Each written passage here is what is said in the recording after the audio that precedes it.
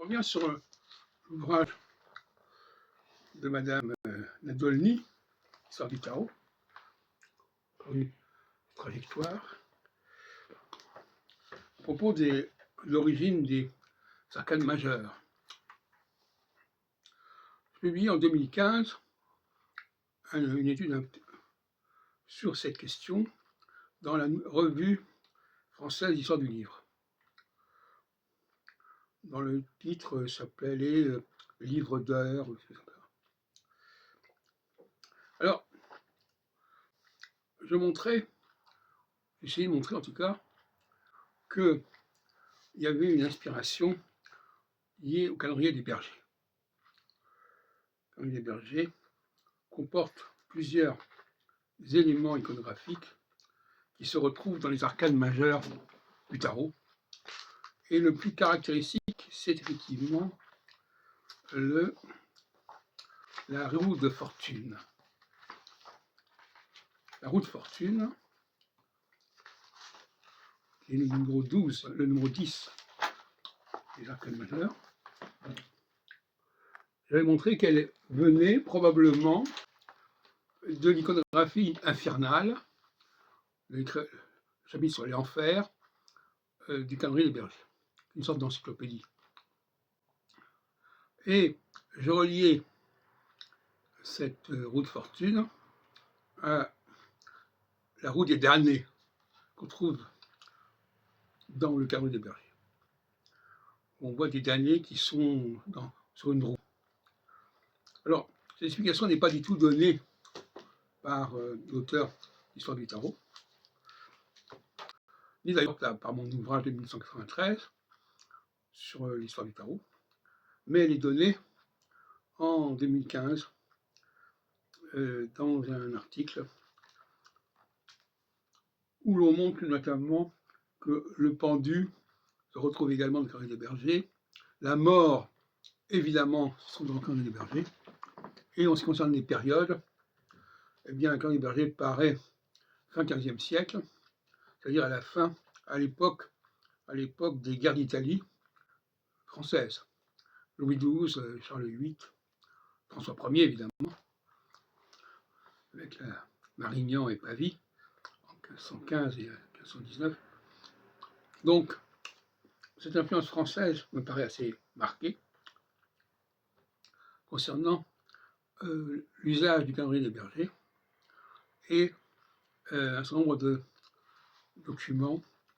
Alors même les 4 vertus cardinales sont également présentes dans le calendrier des bergers, la justice, la tempérance, etc.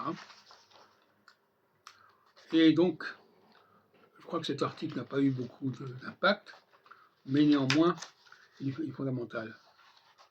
En 83, c'est-à-dire plus de 30 ans avant, j'avais montré que l'on pouvait regrouper les arcanes majeures par 2, qui totaliseraient chaque fois 22.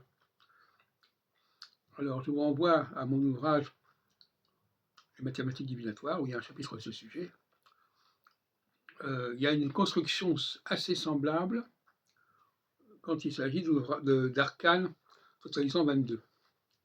Donc le 12 avec le 10, le 6 avec le 16, etc. etc.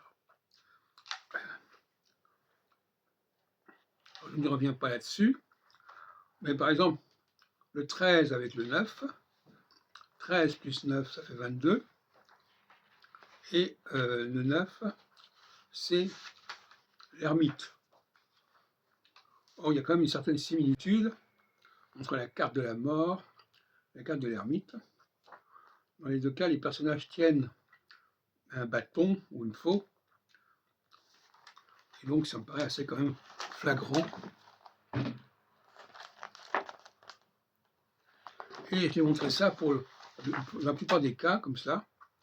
Vous prenez une arcane, vous soustrayez 22 à 22 l'arcane. Par exemple, je ne sais pas, je prends par hasard la tempérance. 14 et 8, ça donne 22.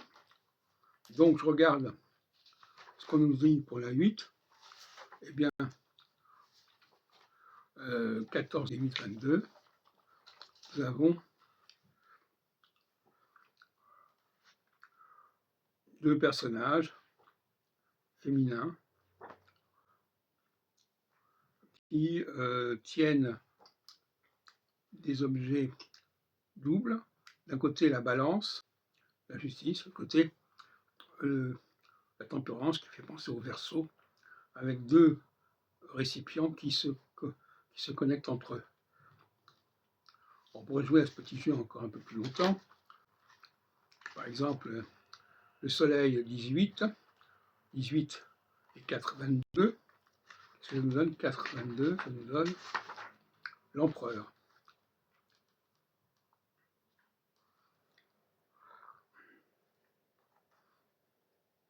Donc le soleil et l'empereur.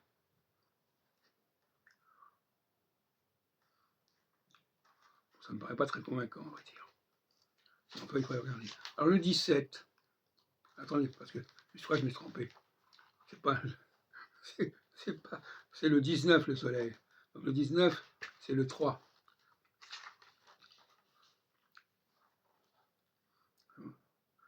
Bon, enfin, en tout cas, vous pouvez jouer là-dessus.